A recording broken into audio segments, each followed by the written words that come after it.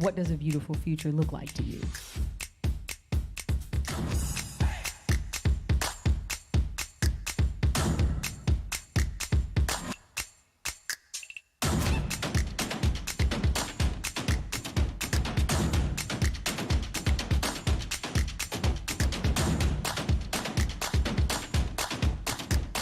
You can flip a negative mood on its head. This was a talk that was all over the place, but then New York, you are all over the place. There are experiences that you just don't get anywhere else.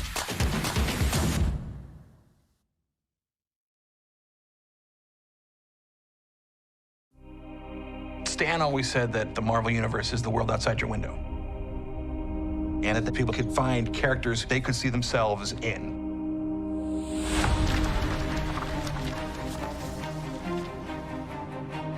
Bringing a piece of art to life, it's difficult to not put yourself into the work. We were artistic rebels. I can't even imagine the impact that had. You better take off your shoes because I'm gonna knock your socks off. I would love that, yeah. People really believe women weren't reading comics that inspired us to do more. Cosplay is the visible expression of one's fandom. Nobody else had ever done this before.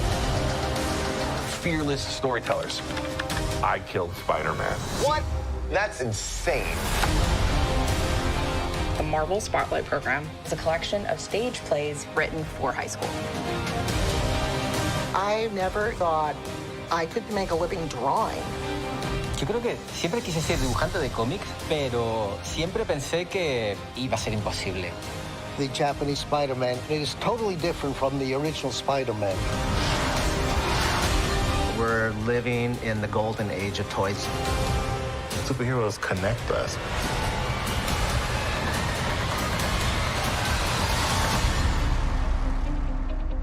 It's one big epic story. Ba-ba-ba.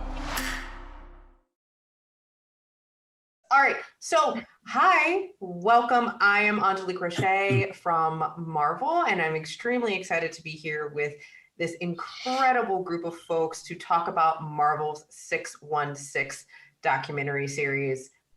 So excited. So to join me is some incredible experts and two of the directors. So we have Alison Brie, who is one of the directors, Andrew Rossi, and then we have two executive producers, Sarah Amos from Marvel and Jason Sterman from Supper Club. Hi, y'all. Hi. Hi. So I could go down a very long, beautiful bio list and talk about all the incredible things each of you have done with your lives, but I think it's a lot more fun to allow y'all to introduce yourselves. And I kind of want to start with the directors. If you could tell us who you are, why you think you're fabulous. We all know why you're fabulous, but also talk a little bit about your episode and what your episode is about to kind of get us started. And we'll start off with Alison. Well, hi, I'm Alison Brie. I directed episode 8 of season 1 of Marvel 616 titled Spotlight. And the episode follows the students of Brandon High School as they put on these Marvel Spotlight plays, which are a series of one-act plays that Marvel has available for high schools that feature characters in the known Marvel universe. And in the episode, you get to see how much the kids really connect with these characters and how much the program has helped a lot more students engage in the theater program at Brandon High. I'm really proud of it. I think it's a very special episode, and these students are so incredible. Every time I watched the episode through the editing process, and again this weekend when the show came out, I can't get through it without crying because, you know, these students were so forthcoming with us, and I think they were so open and so vulnerable, and I think we can all stand to learn a lot from the things that they learn about themselves. I love it. And as a former drama club geek, it really, it was very much so good. And let's toss it over to Andrew, which is another very personal episode.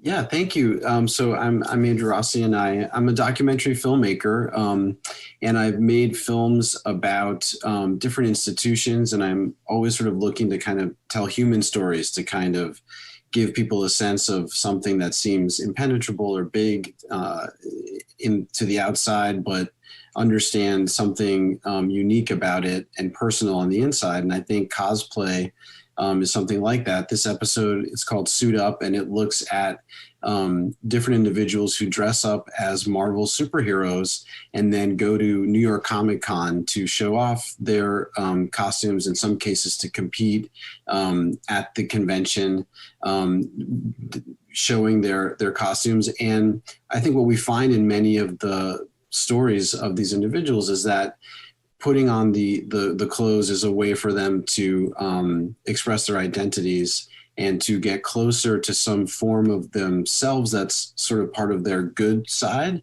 and almost heroic. And so this is a way for us to look at how fashion and clothing is a form of expression and also self-empowerment. I love it. And so now let's get to the executive producers. We'll start off with Sarah Amos. Hi, so I'm Sarah, and I am the VP of Production and Development for Marvel New Media, and I've been here now about 3 years. Before that, was a journalist for over a decade, primarily at ABC News, and I kind of have been here since new media and Marvel really started embarking on nonfiction storytelling, and it's been an exciting journey to be on with Supper Club, with Jason, with all of these amazing directors. We've been working on this project for over 2 years. And I gotta say, it is kind of surreal to have it out in the world. For so long, it was that thing I talked about to people and would hype up and would get excited about, but no one really saw it. And so I'm gonna be super selfish. It was just really wonderful to sit back and look at Twitter this weekend and just smile as people got to experience Alison's episode and Andrew's episode and the other 6 episodes, which range in topics and emotions and tones in such like a fun kind of Marvel adventure way, that it's just really exciting to finally get to share these characters and these stories and kind of a side of Marvel that I think a lot of people are going to be surprised by. And Jason. Hey, Jason Sterman. I'm a partner in the production company Supper Club and one of the executive producers on the series. And yeah, I mean, look, like Sarah, this has been this project that we've been dreaming up for a long time and watching it come to fruition and finally having it out in the world and people getting to experience, especially ones that are so close to people's personal lives, like in Alison's episode and Andrew's episode, has been, it's really rewarding. And it's kind of like the driving force for what we wanted to do with a series like this, of bringing audiences into the world of Marvel, but not necessarily in the expected way, really showing how Marvel has an influence on people's personal lives. And driving forward, how important it is for people to find themselves and really find things to identify with. I love it. So I think Sarah and Jason, you touched on this a little bit, but I want to talk, every superhero has an origin story. And so it wouldn't be a Marvel series without there being an origin story to this particular series. And you talked about it, Jason. It's very unexpected.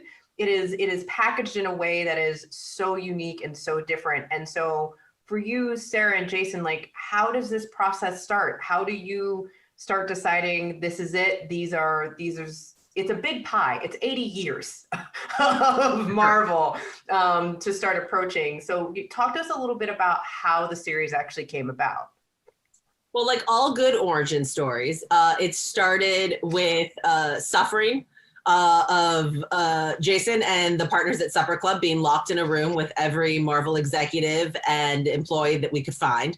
And literally we threw all the knowledge we had at them. Some was great, some was probably not useful, but at least very interesting. Some was probably tangents, let's be honest. I go on tangents. I'll probably go on tangent during this panel.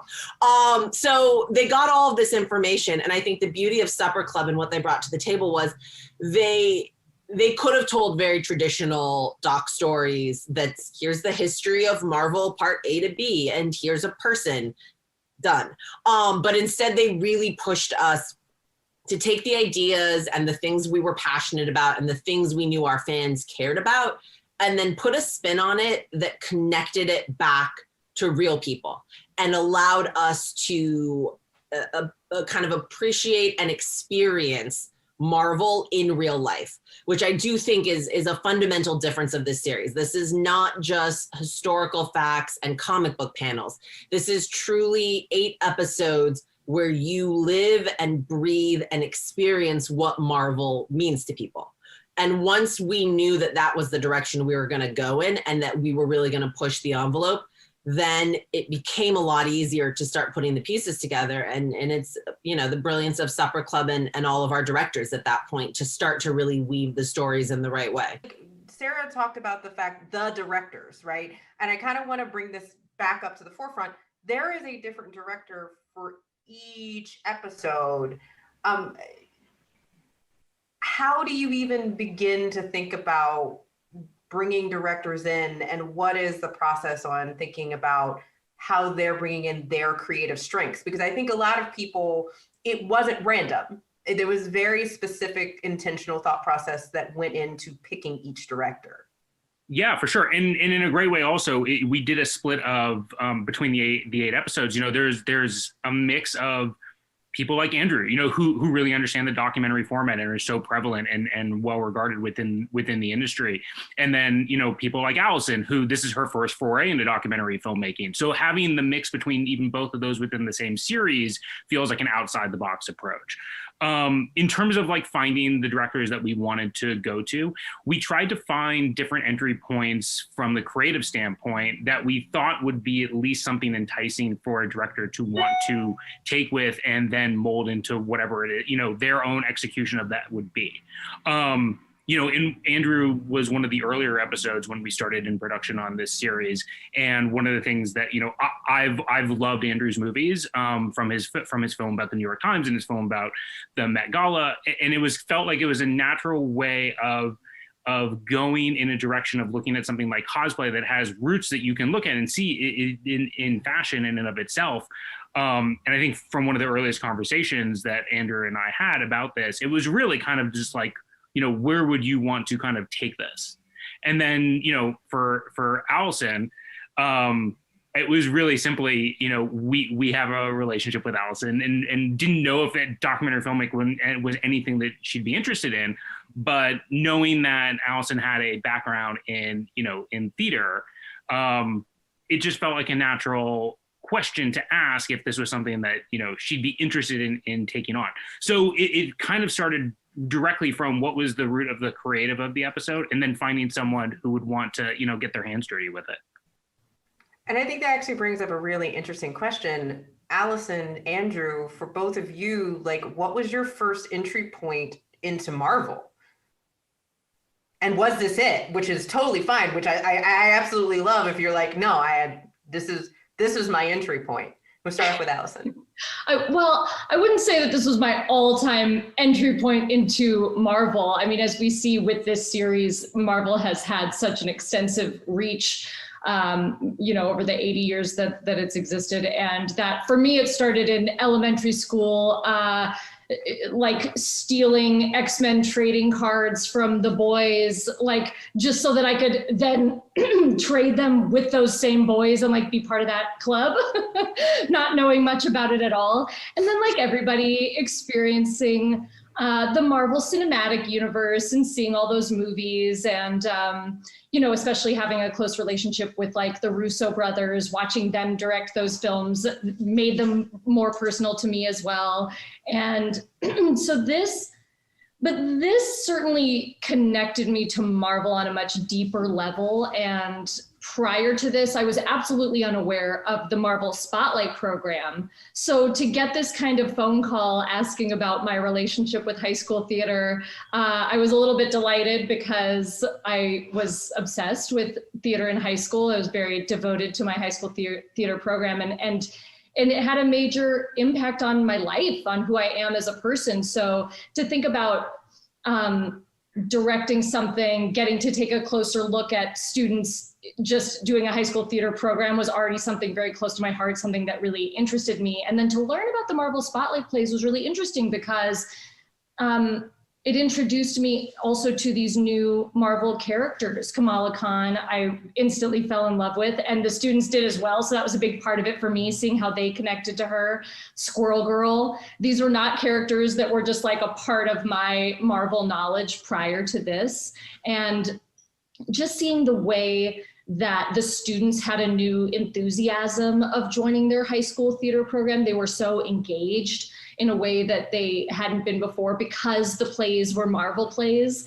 To me, it was melding these two things that I think are really cool, which is just like pop culture and things like that I love. Anything that's going to draw students to have more interest in theater also and get them excited about that process was exciting to me. And you, Andrew? Yeah, I mean, I grew up loving comics and reading them. Power Man and Iron Fist were among my favorite characters. Obviously, also Spider-Man and the X-Men, and Moon Knight also was one that early on I liked a lot. And so it was really thrilling to see some of the characters that we focused on. Similarly, Moon Knight is one that Amanda from Houston really gravitates to. I think I was always compelled, particularly Power Man and Iron Fist, like the sort of buddy story at the heart of that was always fun to read.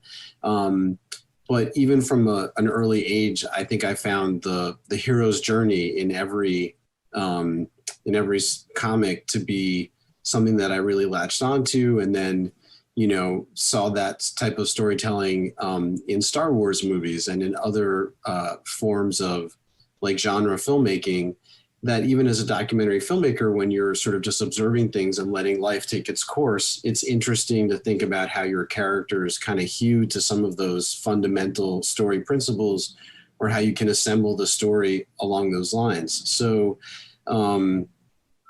thinking about cosplay also made me, as Jason was saying, think about this movie I made on the Met Gala and on the Costume Institute at the Metropolitan Museum of Art, where the head curator, Andrew Bolton, is putting on an exhibition to demonstrate the art of fashion. In that context, specifically about Asian-inspired fashions in film. He's also done shows on superheroes and on comics fashion. But his whole sort of theory is about how clothes are a form of expression. It's a way that we telegraph power and different forms of interest and experiment with gender identity. So that was really what I was hoping to sort of fuse my love of comics, and then also this deeper exploration, almost a case study in how fashion can be a vehicle for personal expression. I love that. And I think it's interesting, like, I want to get back to this idea of identity with you and Jason and Sarah, because I feel like it is key and core to every single episode, right? Like it's not anything that's like, oh, this episode touches on identity, this episode, it is something that's very much a through line throughout the 616 docs. Is this something like from the very get-go, you're like, oh, this is very important? Or is it something you feel like as you were developing this series out, it just really stood out as, oh, this is just going to be very core to bringing each episode together around the themes that were chosen? I think it goes to the strength of Marvel, right? Because it really wasn't. I mean, Jason, correct me if I'm wrong. I do not remember a single conversation where we're like, what'll be smart? We'll connect it. Like, it's just our characters. That is what Marvel is, right? Marvel is, it's not about necessarily superheroes all the time. It is about the people underneath the mask. It's about Peter Parker. It's about Kamala Khan. And I think we just tried to set out to tell great stories.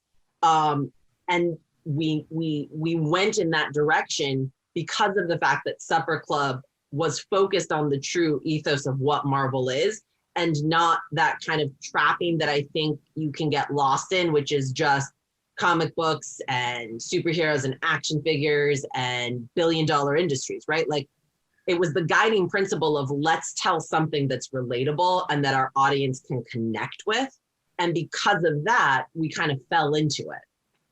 It seems like it's that perfect cross-section between what Marvel already is doing with the stories that they tell and the documentary format itself. The thing that we're always going to be drawn to in any of the things that we make is always those personal stories. It's the things that people relate to. I mean, it's interesting. It's like it's the most opposite end of the spectrum, but it's the same thing we do with the show Chef's Table. You know, you don't have to be a professional chef or show up to watch that show to learn how to cook. Anyone can watch it because you're relating it to a personal story. And so even when we did episodes in this series that have a more historical driven, you know, timeline based creative, things like Gillian Jacobs' episode about the history of women in comics, or David Gelb's episode about, you know, the retelling of the history of Japanese Spider-Man. Both of those episodes are really still driven by personal journeys and personal narratives, and that's what we kind of sought out. So it was this thing where it's like we didn't necessarily go into it saying this is what we needed to do, but it naturally just kind of flowed in that direction. And I can attest to several times that we would pitch an idea and Jason would call me up and go like, yeah, but what's the actual human connection? Like, what am I going to relate to? And I was like, no, but like, it's a really important moment in Marvel's history. And he's like, cool, Sarah, but like, I still don't know how anyone's going to care. And like, he was right every single time. And I think that's really interesting when you talk about this idea of a journey, and it's been mentioned, but you know, Alison, this was your first time doing a doc, which I feel like is a journey in and of itself. You know, you've talked a little bit about being very into your high school drama program, which is extremely relatable for a lot of people. But your episode was so personal and so touching with very young subjects, to be very honest. You know, was there something that drew you to the particular folks in the actual series? Was there something that you felt like you benefited from on your personal journey as a filmmaker in making this episode? Oh my goodness. I mean, absolutely, because you know, this is the second thing I've directed. I had just directed an episode of Glow in our third season when I was asked to do this episode. And I had loved that experience so much. I've always wanted to direct, and I've worked in TV for a long time, getting to see behind the scenes. But obviously this was very different, being in the documentary space. And I was very lucky to have a great team like my producer, Claire DeGrasse, who was, you know, with me on the ground interviewing the students, and was a big part of like, you know, she was such a teammate for me in terms of choosing whose stories we were going to delve into more. And I think the biggest learning lesson for me about this process with verite documentary style of working is truly the vulnerability that has to exist on my part in addition to the subject's part, right? So I had to be ready to just kind of submit to where the story was going to go. And that was an uncomfortable place for me to live. I'm a type A preparer, you could say. So even on day one, I was just kind of like, well, thank God we know that the kids are putting on a play, and we're going to shoot that process of them putting together this play. And beyond that, it's just full surrender. Let's see who's popping. Let's see who's connecting to the material. Let's see who gets cast. And, you know, even when I was there the first week, we didn't know. There were some students, even us, you know, behind the scenes, we're back behind a monitor going like, I feel like it's between her and her for Squirrel Girl. I don't know who's going to get cast. I don't know who's going to connect to the role more. And the more time that we spent with the students, those things just presented themselves to us. I think because we were so open to just receiving wherever the story was going to go. And because the students, as I said before, were so open with us and really willing to go there and be vulnerable and open up to us and tell us some things about, you know, very personal things about their current struggles, their past struggles.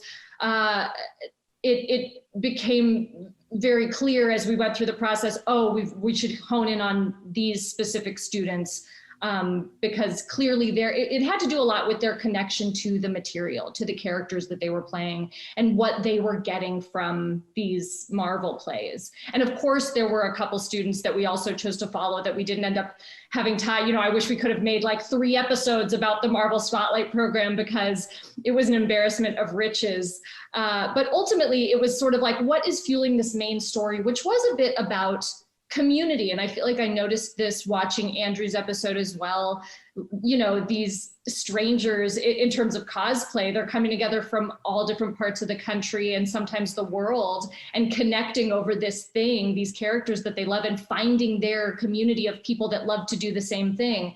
And in my episode, it's that way. And I could connect to that knowing that when I was in high school, I would often eat lunch in the drama room, and, you know, high school drama for kids is that place that provides that community. Maybe when you feel like you don't fit in with everybody else, it's like a safe haven of self-expression. And so to see those kids being able to use these Marvel characters in that way was really exciting. So yeah, absolutely. Alison, thank you for that. And that actually kind of touches on the fact, Andrew, that you're an established documentary filmmaker. We've talked a little bit that you've dug into the crates. You are a Marvel fan. You mentioned Moon Knight, which folks are just, you know, really getting a chance to talk about. You know, how did your experience making this particular episode compare to your other work? And do you feel like you kind of discovered something in this episode about your work and how you do it? Absolutely. Well, I think in all of my work, I'm trying to humanize big institutions or big problems that are hard to parse.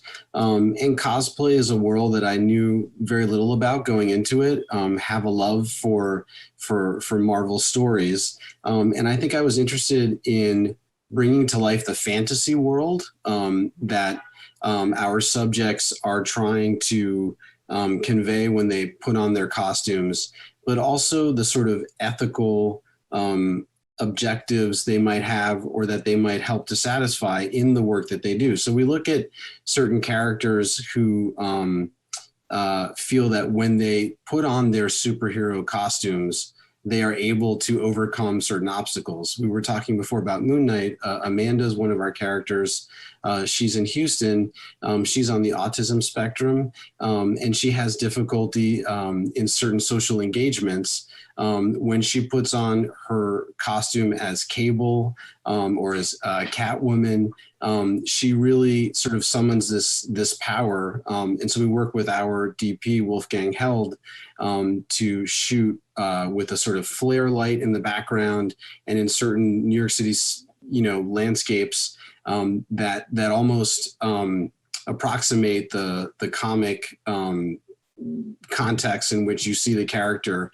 And Amanda loved doing that. And, you know, I thought that was a really interesting way to sort of blend documentary with almost fiction techniques. Another character that we looked at was Marcy. They are living in Brooklyn and really interested in the character Loki. Their pronouns are they and them, and they talk about how they are drawn to gender non-conforming characters, and how Loki recently has been depicted in comics as openly queer. And so for them to name that and for it to be named in the comics really had an impact for them. And it's part of, again, I think the broader goal of the series and this episode for sure, to expand representation, to include a bigger tent of people, and to see how something as accessible as Marvel and comics can actually advance our conversation about what identity is. Sarah, Jason, it seems very apparent that every single director that was chosen for this also has a personal connection. It's like personal connection on personal connection to personally connect. Like, what does this look like? And do you feel like this had an impact on the larger project of the full 8 episodes? By the nature of it being an anthology series and each one operating as its own like individual film, the thing that was not a challenge, but it was one of those things where it's like when you go to certain people also who you don't necessarily know what their deep-rooted love of Marvel or their nostalgia is or their history with it. It was finding other touch points where we had kind of like identified what we wanted to tell for the individual stories for each episode, and then go and find whoever our filmmaker was that could connect in some way. So like we know Alison and we know Andrew, but there's also it's episodes like David Gelb. David Gelb, you know, he made the film Dreams of Sushi. He has a strong love for Japanese culture and pop culture. That was a great entry point for him to go into Japanese Spider-Man. When you go to someone like Gillian's episode is about, you know, the history of women at Marvel. On the comic creation side, you know, Gillian has a love for trying to find and put a light onto stories of women in the workplace. She made a previous short documentary that we had seen called Queen of Code that looked at women coders during World War II. That felt like a natural touch point. We had, you know, Brian Oakes did an episode on the Marvel Method. You know, he comes from doing the show Abstract on Netflix. He comes from a background of being in design and motion design. So by the nature of himself being so steeped in the world of art, that felt like a natural connection point for showing the making of a comic book. Each of the directors has like some little nugget that we at least tried to connect the dots and go, maybe this is an entry point, and then to go off and find a way for them to, you know, make their execution and tell the story in a way that both feels beneficial to them and the story itself. So each of those things individually, I think, then help the series on a whole, because there is this personal connection to the stories that are being told. It's not just pure turn on a camera, film what's in front of you, and then just move on to the next. Like there is now, you know, there's emotional investment. Well, and it's interesting because I think, you know, the point Alison made, I totally resonated with when you said a lot of this was about trust. And a lot of that was true on the Marvel side as well. Like, this series was very much out of our comfort zone for how we have done nonfiction. And we hadn't even done a lot of nonfiction.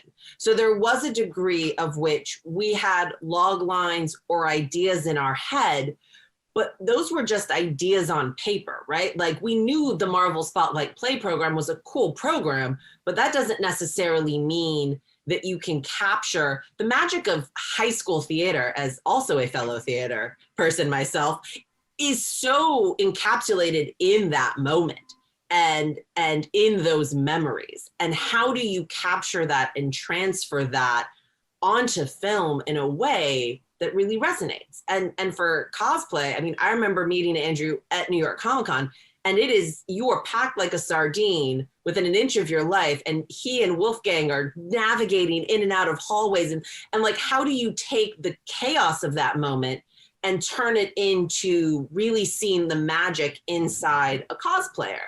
So for us, we were looking for directors that we could trust and that we knew would believe in that initial nugget enough to see it all the way through, no matter what that end result may be, right? We knew it was gonna be a journey. We knew it wasn't gonna be exactly what we had on paper, but we just wanted to work with people who at least understood what we were trying to do and we knew would completely commit to that same level of passion and like, let's just go on the journey together. And I think that relationship that we had between us and Marvel was one that grew over the course of time. But from the very beginning, when we all sat down, I think we probably asked, I think at a certain point of like, what are the episodes that you think are the obvious fit for this? And I think we threw them all out because we're like, great, this is not going to be an obvious series. That's what we don't want to do. So let's get those out of the way early. I love it.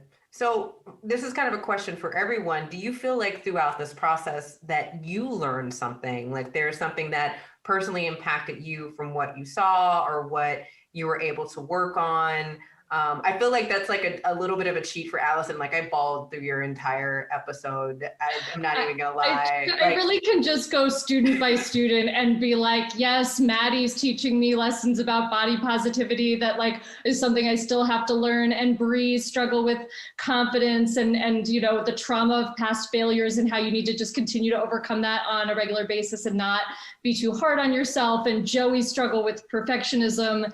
And, that's kind of, it's like, I think all the students, Jamal finding, again, a community, trusting his fellow students so that he can come out of his shell. Ari, sort of same story, and being a really good friend to her friend, and sort of like having that connection with each other, and helping to utilize that friendship in putting her confidence at the forefront. There was a lot having to do with self-confidence, I think, in my episode. And you see with each of the students how their struggles come from a different place, but I think they're all very universal, that idea of, constantly bolstering your own self-respect and believing that you're worth it, and finding people around you that make you feel the same way, finding something like theater or something that you're interested in that helps to let the best part of you shine, I think is just a lesson that we all need to continue to learn. And when I watch those students talk about it, it is sort of crazy how profound they are at such a young age, without any pretense or anything getting in the way. They're just so open and honest with their feelings, and you realize how those are lessons that, like, I definitely feel I have to continue to learn again and again in adulthood. To jump right into it. I mean, yeah, that is hard to beat. I'm gonna be honest. I cry through Alison and Andrew's episodes when I watch them. It's just a lot of tears. I think I learned a lot about our fandom, right? I think one of the best things about truly being entrenched in Marvel day in and day out is how the appreciation you have for what the brand means to people grows over time. I think you can come in with a very two-dimensional idea of what Marvel is, both to the people who have contributed and to the people who've experienced the brand. And I like to broaden that definition through the things I've learned through the other EPs on the series, Steve Wacker, John Sorelli, Harry Go, who are so knowledgeable. But really, at the end of it all, this is 8 episodes that show such a unique set of experiences that are all about celebrating fandom, and how different that can be for one person to the next, and how the effects of fandom can be different from one person to the next. And it can be small and a light touch, like with Maddie and Allison's episode, just seeing a character who looks like her and that positivity that it brings to your life, or it can be massive in Andrew's episode, where these people get to go to Comic-Con and truly be rock stars, and to watch their eyes light up, and to watch them experience that rush of adrenaline it's a form of fandom. And every episode has its own. I mean, for all of the humor in Paul Scheer's episode about brute force, that is a textbook case study in fandom and the importance of it and how it can be celebrated.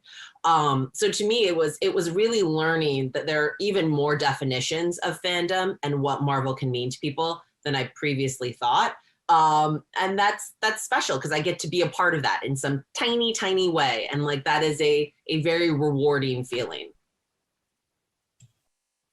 Andrew, I saw you pop up. Well, on mute. It's funny that Sarah says that, because that was one of the things I was going to say as well that I learned a lot about was the extent to which geekdom or nerddom also is a driving force of fandom in a way that is so welcoming and kind of eradicating some of those sort of prejudices or biases that exist around specialized passion for characters or types of stories. Jasmine's another one of our characters who has a huge following on Instagram as Cutie Pie Sensei. And she talks about, being a quote unquote nerd with her husband, and how that's where her love of cosplay emerged, that was sort of like a safe space for her to be able to project her fantasies.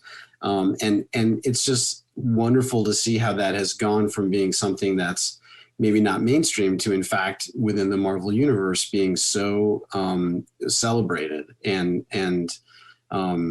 as a creator, seeing how other people identify with media in such a passionate human way, personal way, is just really, it sticks with me as I approach other types of stories that are more traditionally in the doc space.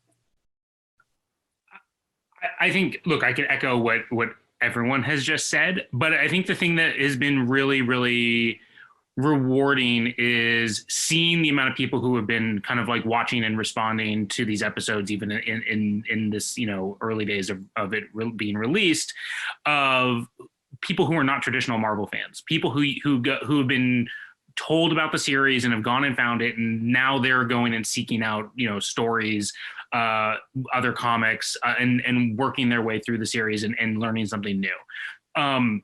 From an internal standpoint, being a producer, you know, it's the other thing that's been incredibly rewarding is watching how each of the filmmakers, quite honestly, have really brought everything that they could to this. But also, you know, it was a sense of trust that they had to put in us and Marvel as well. You know, you don't know what you're going to get into when someone says you're going to make a documentary for Marvel. We didn't when it started, and you know, we learned a lot.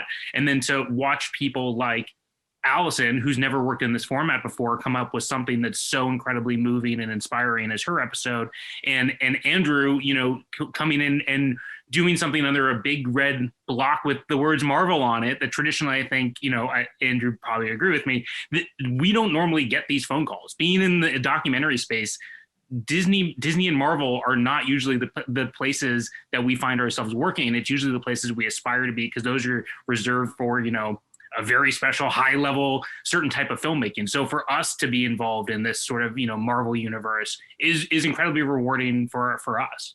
So I gotta ask, the series is out. All 8 episodes are now available on Disney Plus.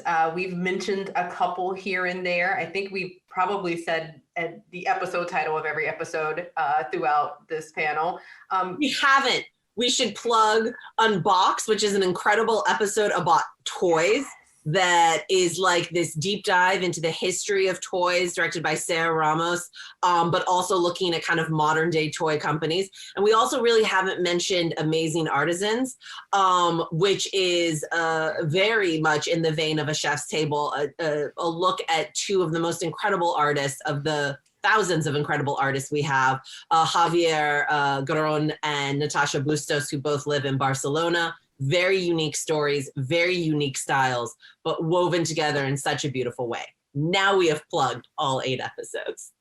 Well done. Also, just talked to both of them the other day. They are amazing and just the episodes are utterly delightful. So that being said, now that we've established all of the episodes, is there anything for each of you, because I'm sure that each of you have also watched all of the episodes, and if you hadn't, you don't have to say that you haven't. Is there anything that you are most excited for fans to get to see, whether they're new fans or old fans? Because I think one of the things about this series that's just so incredible is that you can be a brand new fan and turn on an episode of Marvel 616 and you are welcomed in with open arms. And you can also be a diehard, I have 100 long boxes in the basement and I've been collecting toys since toys were a thing for Marvel. Jesse Falcon. And you can still find yourself in this piece. So is there anything for each of you that you're most excited for fans to get to see? I guess what I'm going to say is sort of going to echo what Sarah and Jason were saying, but just about every different type of episode is that it's so exciting to see all the different ways that someone can be a Marvel fan and all the different types of Marvel fans that exist. And there really is an episode for everybody, and more than likely every episode will resonate with you in a different type of way. And I think to me, it was just really touching to see how Marvel as a thing acts as this amazing connective tissue between so many different types of people, you know, and I don't know, you just might look at someone or watch an episode and think these people are so different from myself. And, you know, at the same time, there is a way to connect. There is something that you have in common. And to me, that's a really special thing about the series. Yeah, I actually this past weekend put up on my Instagram story and spent the weekend picking watch orders for my friends and family. I said, hit me up if you need to know which order to go in, and I will curate it based on your personality.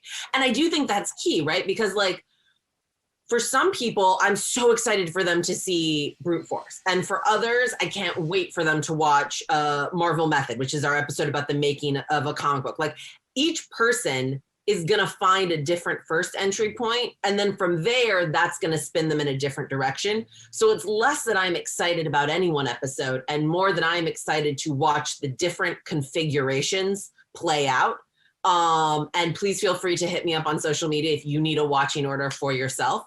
If I don't know you, I will need some basic facts for which to pick, but then I will curate the watch order for you. I was going to say, I'm excited for kids to be able to see how the Marvel universe extends beyond, the four corners of a Marvel film, and in fact includes all kinds of artisans who work in making toys, or other young people who embody the characters in theater, or in fact the people in Suit Up who are dressing as superheroes. I think, again, going back to the idea of representation, it is thrilling to see such a range of people who are part of this world and who find meaning in it and expression. And that's a message that you don't see in all kinds of media. But I think that Marvel has an opportunity with this nonfiction series to really advance. So, moving the ball forward in the culture at large is something that an institutional force like Marvel can do in a way that nobody else can, and Disney. And so that has a lot of impact for young people.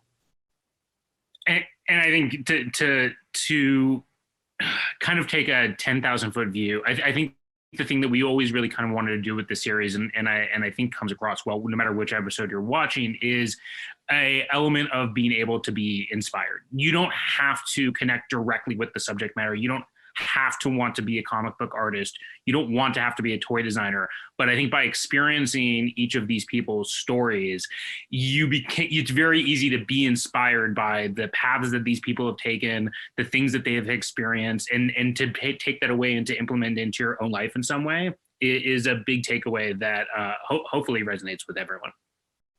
I will also add, sometimes I recommend saving like that special nugget episode for last. I have several theater friends who I've told specifically to wait till the end to watch Alison's episode, because I know it's going to be like this emotional crescendo. And I know a couple of cosplayers who are waiting to watch that episode last because like they know that's the one that they're going to love. And sometimes you want to save the best for last. I think that's so key and core to the entire series. And I cannot wait for people to discover every single episode. Also, please go get your curated list from Sarah Amos.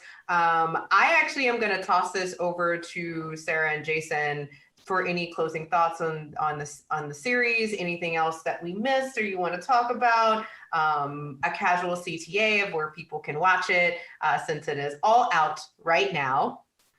Please watch it on Disney Plus. It is all available. I wasn't kidding. If you find me on social media, I will give you recommendations on order. Or if you find Jason, he'll give you recommendations on order as well.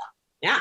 No, I mean, thanks for having us. Please go and watch it. Watch Alison's episode, watch Andrew's episode, and then watch all of them. Love it. Thank you so much. And thank you to Alison, Andrew, Sarah, and Jason for your time and all your incredible work. Thank you for having us. Thanks, Angélique. Thanks, Angélique. Thank you.